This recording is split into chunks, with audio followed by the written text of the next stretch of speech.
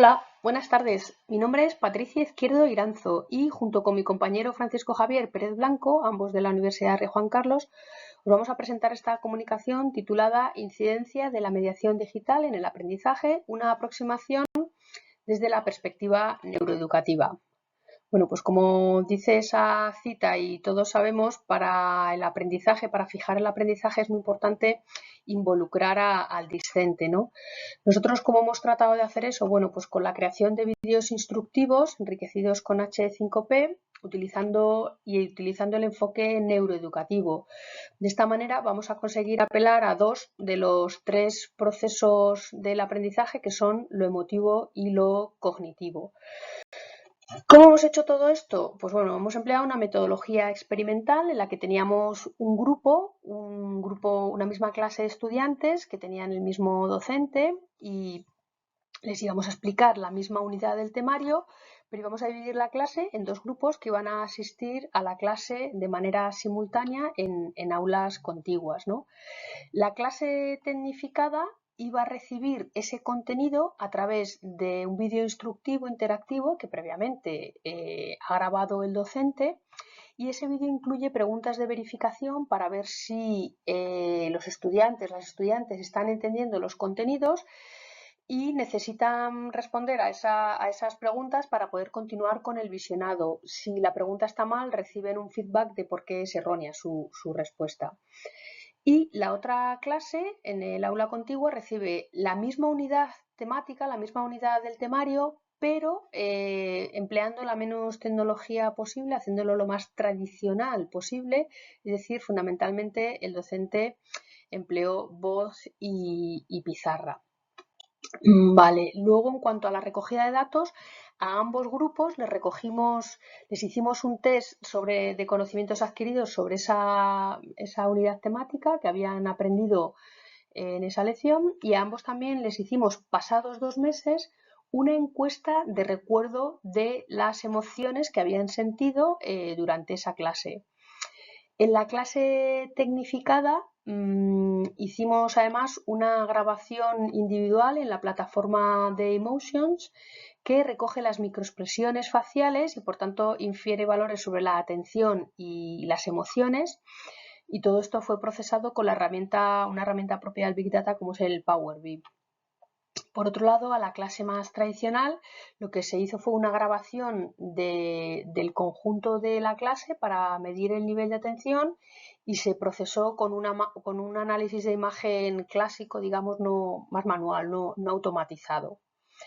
Para que os podáis hacer una idea del tipo de datos que recoge esa plataforma que os he mencionado de Emotions, os presentamos aquí un ejemplo, ¿no? Aquí veis, mirad, lo que veis aquí arriba, la pantallita esta azul, es precisamente el vídeo instructivo que previamente había grabado el docente, mi compañero, y que estaba el visionado. Entonces aquí abajo, bueno, vemos el rostro de la estudiante, que lo hemos pixelado para mostrarlo aquí, y veis una expresión, ¿vale? La cámara recoge en una serie de mapas, de puntos de la cara en un mapa geofacial, una serie de puntos, y veis aquí cómo los interpreta en relación a estos parámetros, y los interpreta dando unos valores, y es lo que hace que esa curva tenga esas subidas y bajadas, ¿vale? Para que lo veáis más claro todavía, os traigo un ejemplo aquí de lo que sería un estudiante que veis bueno, primero veis que aquí en el vídeo está precisamente contestando una de las preguntas,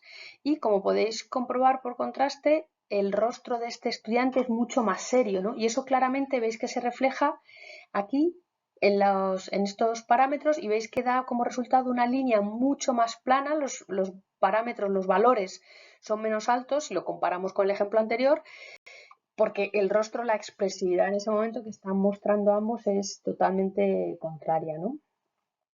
Bueno, ¿y qué más elementos, qué más datos pudimos recoger? Pues recogimos la atención, la curva de atención. Aquí os muestro la curva de atención del grupo experimental, que vemos que al principio, bueno, tiene un poco de desconcierto, pero luego ya en la parte central de lo que fue el visionado del vídeo, podemos considerar que hubo en toda esta parte central una atención media alta bastante interesante. a partir de ya en la última parte del vídeo, pues empezó a bajar y luego ya se desplomó, ¿no?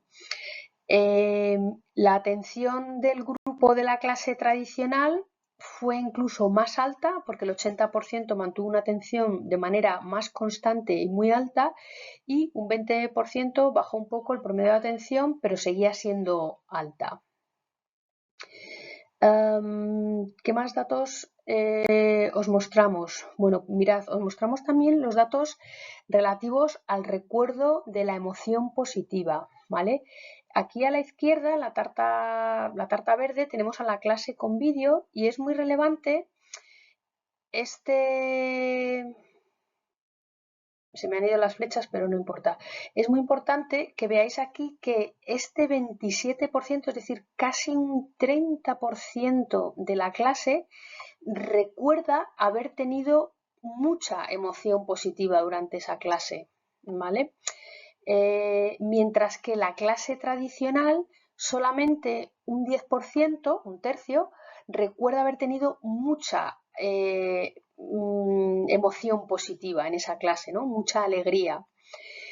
Y resulta aún más relevante todavía el siguiente dato, y es que en la clase de vídeo solamente el 11% de la clase no recordaba nada de emoción positiva, y esta cifra se cuadruplica en la clase tradicional, porque el 40% de la clase tradicional no recuerda, 2 meses después, que es cuando pasamos ese test de recuerdo de emoción, no recuerda haber sentido emoción positiva, ¿no?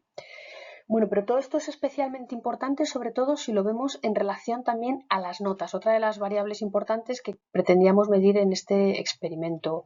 Fijaros, aquí lo primero importante en lo que nos tenemos que fijar es en esas dos primeras columnas donde pone notas mejorable, que en realidad mejorable es que suspendieron, y entonces, fijaros que tenemos esta columna azul oscuro que un 7% reportó algo de alegría y un 3,5% reportó mucha alegría, insisto, aun habiendo suspendido, ¿vale?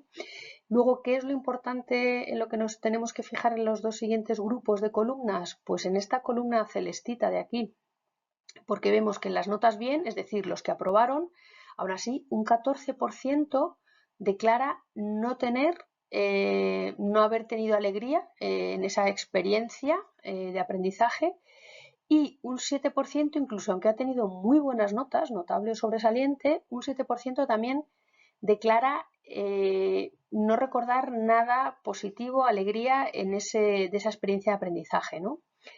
Y estos datos tienen más sentido, sobre todo si sabemos que todos estos, a los que podríamos llamar los suspendidos alegres, ¿no? Todos estos fueron a la clase con vídeo, y todos estas dos columnas, ¿vale?, fueron a la clase tradicional. Estos vamos a llamar, si estos eran los suspendidos alegres, estos van a ser los aprobados tristes, ¿no? Creo que estos datos son bastante relevantes, ¿no? Entonces, ¿todo esto qué nos lleva a que podamos concluir? Bueno, pues que tanto la atención como la emoción son dos variables importantes en el aprendizaje. Probablemente la atención sea más importante a corto plazo, porque hemos visto que la clase tradicional tenía mayores niveles de atención, tenía una atención casi perfecta, digamos, y de hecho todos los de la clase tradicional aprobaron, con lo cual la atención es importantísima a corto plazo. Pero lo que hemos visto con estos experimentos, lo que estamos viendo, es que la emoción también es muy importante, probablemente más a medio y largo plazo. ¿Por qué? Porque hemos visto que la emoción positiva es más importante que las notas, porque las notas negativas no generan un recuerdo negativo. Entonces, claro, si tenemos en cuenta eso que decíamos antes, ¿no?, esos suspendidos alegres y esos aprobados tristes, desde la perspectiva neuroeducativa, lo que se nos dice es que es muy importante también este grupo de estudiantes que no han tenido un resultado en términos de notas óptimo, que es mejorable, pero sí que mantienen una actitud, un recuerdo positivo, y eso probablemente a medio y largo plazo sea más beneficioso para ellos, para su compromiso con el proceso de aprendizaje, y esto es especialmente relevante por ejemplo, en carreras que tengan un alto grado de abandono, ¿no? Una alta tasa de abandono, ¿no? Entonces, los suspendidos alegres hemos utilizado la metodología activa y las TIC, por tanto vemos que estas metodologías son positivas para generar este tipo de comportamientos y a la vez vemos también que la clase tradicional tiene sus ventajas y probablemente lo ideal será saber cómo combinar ambas. Vale, pues esto es lo que os queríamos contar. Nada, espero que os haya sido útil y un saludo. Nos vemos por aquí por el Congreso. Chao.